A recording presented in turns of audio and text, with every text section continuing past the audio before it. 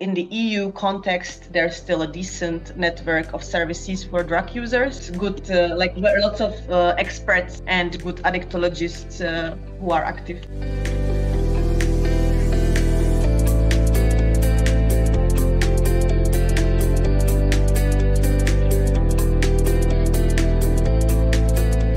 Good afternoon, welcome to our listeners. This is the 7th episode of NEUrologus. Why is the decriminalization of drugs more beneficial to society than their complete prohibition? With my guest, Petra Dvořákovával, who is a reporter at the Deník Referendum, we are going to discuss a European example that differs greatly from the Hungarian one, namely the drug regulation of the Czech Republic. My name is Sarolta Kuglics. Petra, thank you for accepting the invitation. Thanks for inviting me. Hello. Let's start with the topic of policy making. What is the difference between legalization and decriminalization of drugs? How does it matter in practice? Okay, so basically the main very simple difference is that within legalization, there is usually like a legal market with whatever substance is legalized, while decriminalization means that it's decriminalized to possess usually a small amount for personal use, for personal consumption, but there is no legal market.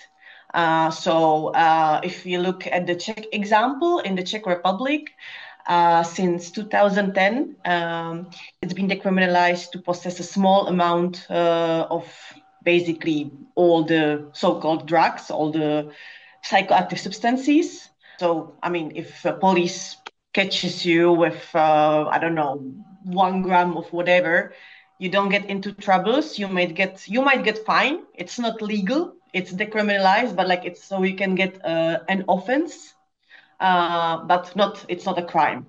So you can get fined. Okay. You don't have a legal place where you can buy the substance, basically.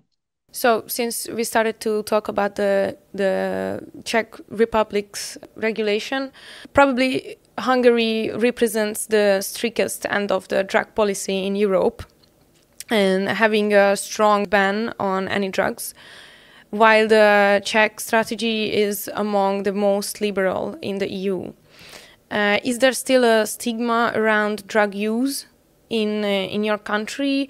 Do younger generations socialize under less prohibitive rules? It pretty much depends on social bubble and on a kind of drug, I would say. Of course, there's a type of drugs which are more normalized, such as cannabis, for example. I also should probably mention that this year there was actually very significant change. The penal code was amended in the Czech Republic.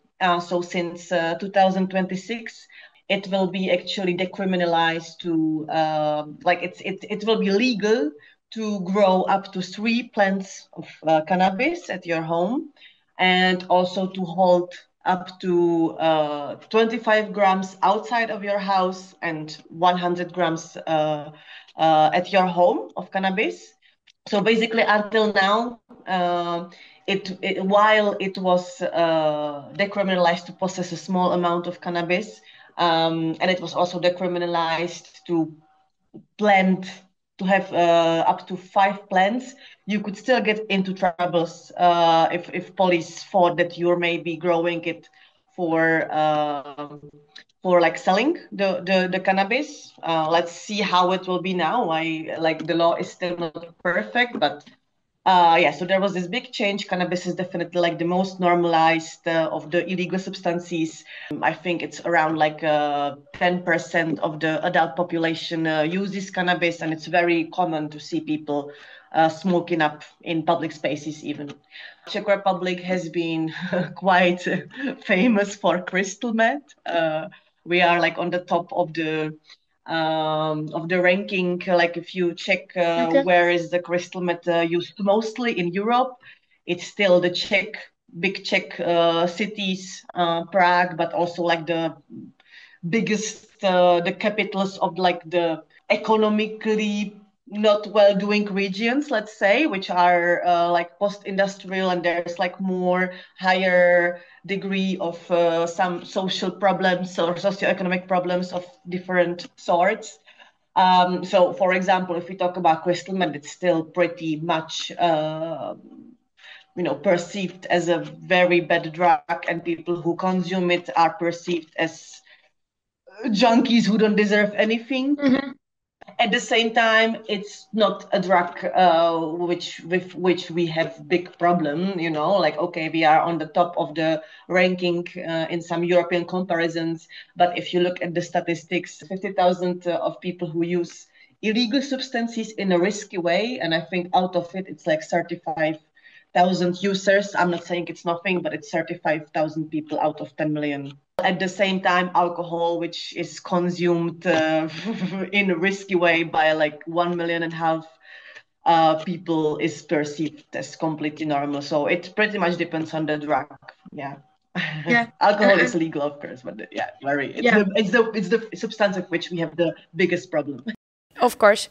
And how is it represented in Czechia, the alcohol consumption, and on the other hand, the other substances like weed or any kind of other drugs? What is the talking about alcohol? Like, there's big, like, it's a hot debate issue, because there are many addictologists and legal experts who keep pointing out that really the alcohol consumption and normalization is problematic. There is lots of advertisement, and it's just normal to have a beer while having a work lunch with your colleagues. I mean, on the other side, with weed, for example, or with cannabis, there's this specific phenomena in Prague, especially, which is overly touristified. And some few years ago, there started to pop up those so-called cannabis shops. You have lots of cannabis shops with lots of like cannabis advertisements, which are meant to attract tourists who come to Prague and think like, oh, this is like a second Amsterdam. Weed is obviously legal, so they spend lots of money in those shops. And what they buy is actually not a cannabis with THC. It's cannabis with very low amount of THC, which is allowed up to 1% of THC. This is what came to my mind talking about like representation and advertisement. I mean, if we talk about, for example, our political representation, we used to have a president who was claiming that to smoke and to drink heavily after, 26 years of age is like quite okay and not like damaging you. Yeah, then you have like Christian Democrats, who are in the current coalition and who are also famous for like promoting this like wine without taxes and promoting this alcoholic culture, while they were the ones who were blocking some more liberal approaches to drug policy in the last government. And it was like quite a miracle that in the end, on the last minute,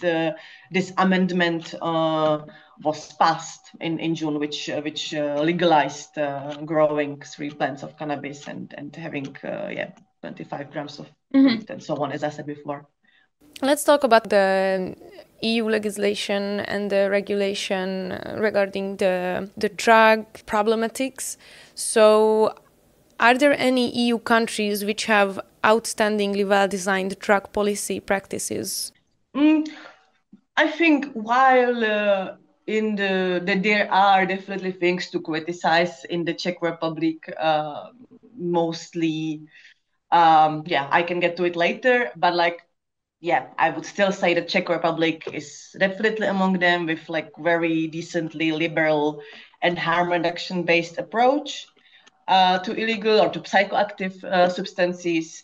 Then definitely another example, very famous one, is Portugal, which even decriminalized the possession of small amount of drugs earlier in 2001, when they were actually coping with very difficult crisis. I think it was opioids, or I'm not sure now. I'm not sure, but it was like the last option they tried to deal with drug use crisis. And it did work. Until now, they have one of the under EU average, talking about drug-related deaths and so on. Spain is also famous for those cannabis clubs, even those, which I find very interesting and inspiring way how to regulate cannabis use and how to actually permit the users and growers to have some community and to have some legal place where to get and where to grow.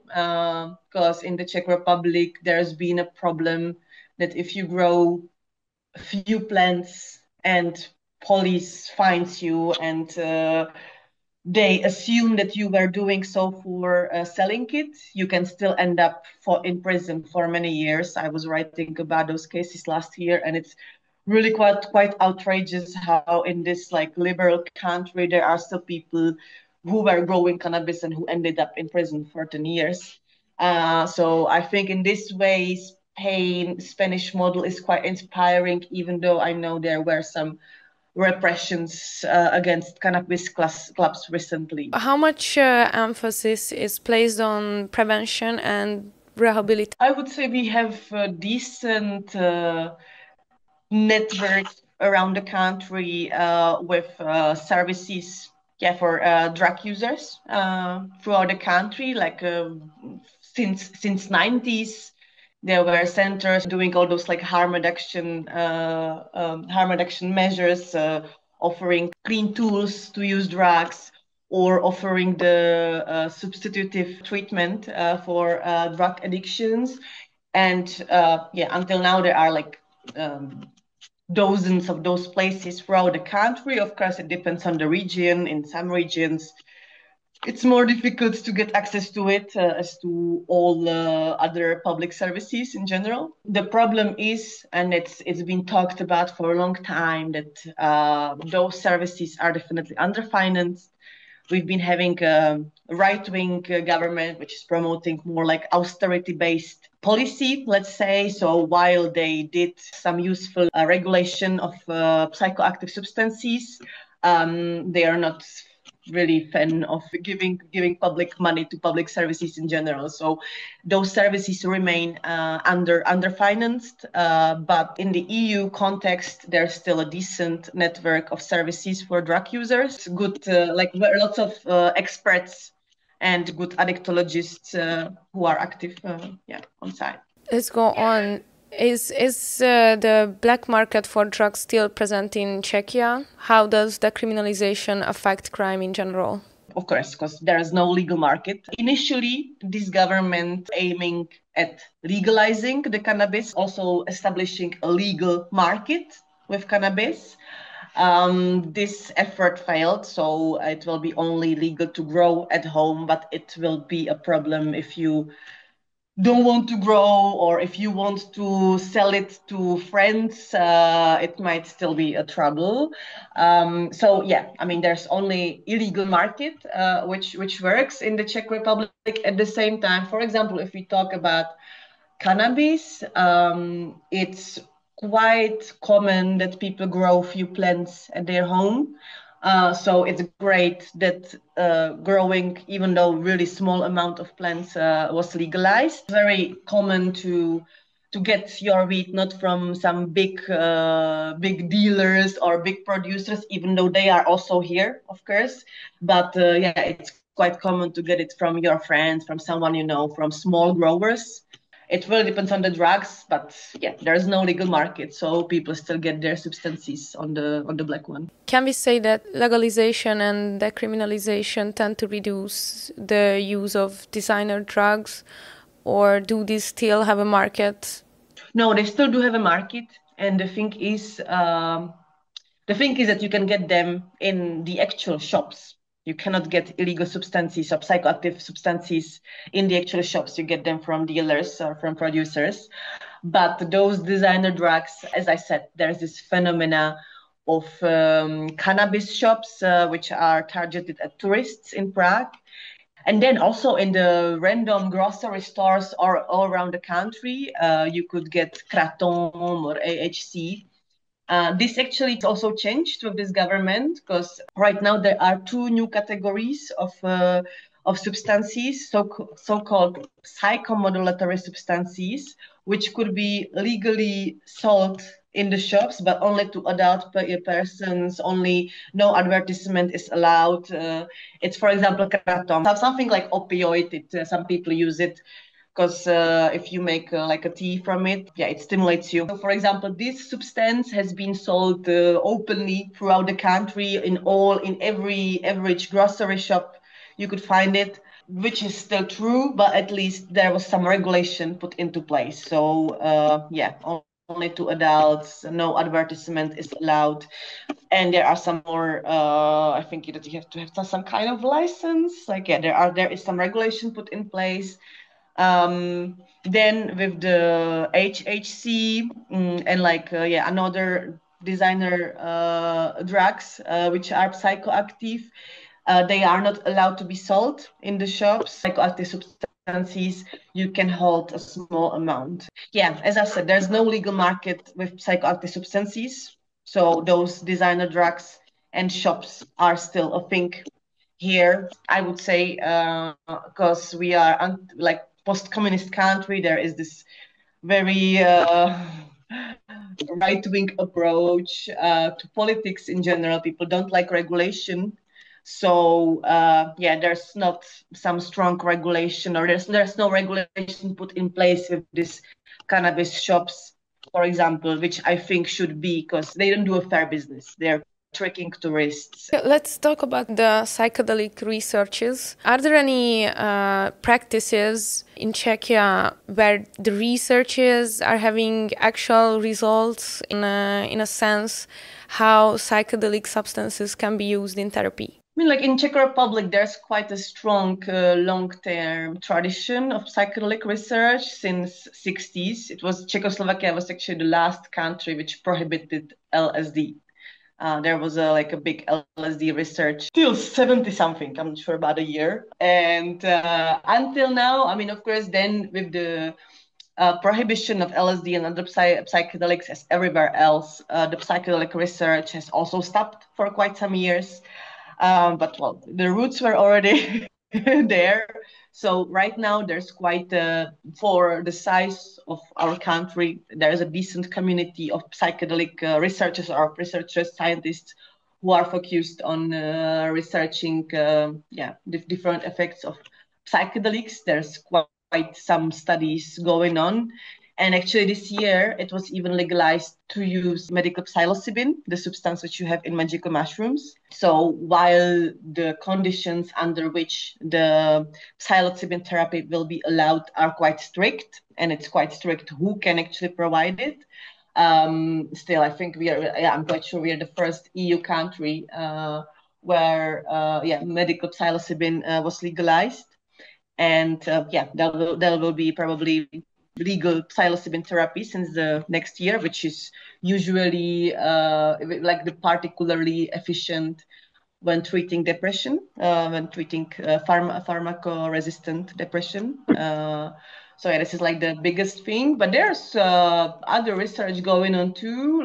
For example, psilocybin is being researched as a great tool to decrease their anxiety.